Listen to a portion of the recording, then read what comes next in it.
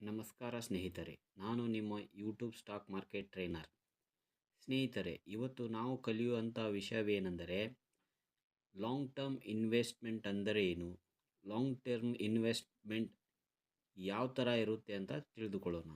ಇಲ್ಲಿ ನೀವು ವೈಟ್ ಬೋರ್ಡಲ್ಲಿ ನೋಡ್ತಾ ಇರ್ಬೋದು, let us see how a long term investment can create a good wealth for you by simple example ಅಂತ ಇದೆ. ಅದು ಯಾವ ಥರ ಒಂದು ಸಣ್ಣ ಎಕ್ಸಾಂಪಲ್ ಮುಖಾಂತರ ನೋಡೋಣ ಬನ್ನಿ. ಕಂಪ್ನಿಯ ಒಂದು ಉದಾಹರಣೆ ತೆಗೆದುಕೊಳ್ಳೋಣ. ಟಿ ವಿ ಎಸ್ ಕಂಪ್ನಿಯ ಒಂದು ಉದಾಹರಣೆ. ಓಕೆ, 2013ರಲ್ಲಿ ಒಂದು ಟಿ ವಿ ಎಸ್ ಜುಪಿಟರ್ ಅದರದ್ದು ವ್ಯಾಲ್ಯೂ ಬಂದುಬಿಟ್ಟು 52,000 ರೂಪಾಯಿ ಇತ್ತು. ಅದು 52,000 ರೂಪಾಯಿ ಆ ಸಮಯದಲ್ಲಿ ನಾವು ಇನ್ವೆಸ್ಟ್ ಮಾಡಿದರೆ ಇವಾಗಿನವರೆಗೂ ಅದು ಎಷ್ಟಾಗಿರಬಹುದಾಗಿತ್ತು? ಜಸ್ಟ್ ಒಂದು ಅಂದಾಜಾಗಿ 2ರಷ್ಟಾಗಿರ್ಬೋದಾ, ಇಲ್ಲ 3ರಷ್ಟಾಗಿರ್ಬೋದಾ?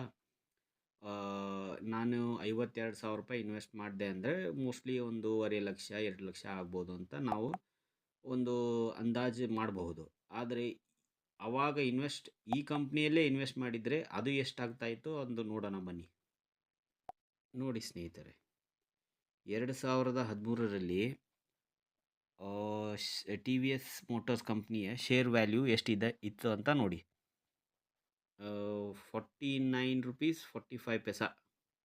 ಯಾವಾಗ ಇದು 8 ನವಂಬರ್ 2013ರಲ್ಲಿ 49 ರೂಪಾಯಿ 45 ಪೈಸಾ ಇತ್ತು. ಆವಾಗ ಅಂದಾಜು 50 ರೂಪಾಯಿ ನಾವು ತಿಳಿದುಕೊಳ್ಳೋಣ.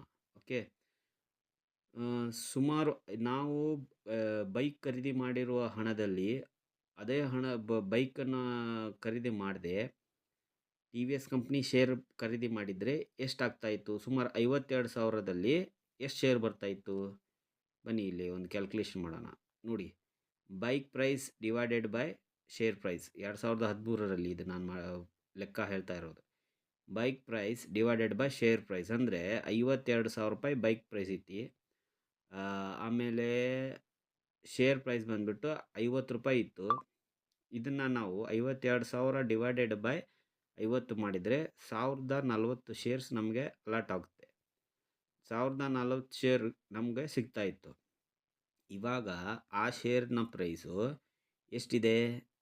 ಇವಾಗಿನ ರೇಟು 2024ರಲ್ಲಿ ಒಂದು ಶೇರ್ನ ವ್ಯಾಲ್ಯೂ, ಟಿ ವಿ ಎಸ್ ಕಂಪ್ನಿಯ ಒಂದು ಶೇರ್ನ ವ್ಯಾಲ್ಯೂ ಬಂದುಬಿಟ್ಟು 2,560 ರೂಪಾಯಿ ಇದೆ.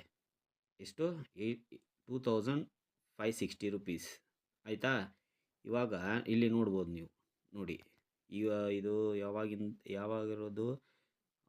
2 ಆಗಸ್ಟ್. ಓಕೆನಾ? 2 ಆಗಸ್ಟಲ್ಲಿ ಅಂದರೆ ನೆನ್ನೆ ಇದ್ರ ವ್ಯಾಲ್ಯೂ ಬಂದುಬಿಟ್ಟು 2,565 ಇದೆ. ಓಕೆ, ಇದು ಒಂದು ಚಿಕ್ಕ ಲೆಕ್ಕ ಮಾಡೋಣ ಬನ್ನಿ. ನೋಡಿ, for example share price into number of share price ಎಷ್ಟಿದೆ? 2,565 ಇದೆ. ಇಂಟು 1040 ಮಾಡಿದರೆ ಇದು ಎಷ್ಟು ಬರುತ್ತೆ? 26,67,000 ಅಪ್ರಾಕ್ಸ್ ಬರುತ್ತೆ. ಎಷ್ಟು? 26,67,000 ಅಪ್ರಾಕ್ಸಿಮೇಟ್ಲಿ ನಿಮಗೆ ಎಷ್ಟು? 67 ಲಕ್ಷ ರೂಪಾಯಿ ನಿಮಗೆ ಇವಾಗ ಅದು ಆಗ್ತಾಯಿತ್ತು. ನೀವು 52,000 ರೂಪಾಯಿ 2013ರಲ್ಲಿ 50 ರೂಪಾಯಿ ಪರ್ ಶೇರ್ ಬೈ ಮಾಡಿದರೆ ಇವಾಗ ಅದು ಬಂದುಬಿಟ್ಟು 1040 ಶೇರಿಗೆ 67 ಲಕ್ಷ ರೂಪಾಯಿ ಆಗಿತ್ತು. ನೋಡಿ ಸ್ನೇಹಿತರೆ, ಇದೇ ಲಾಂಗ್ ಟರ್ಮ್ ಅನ್ನೋದು.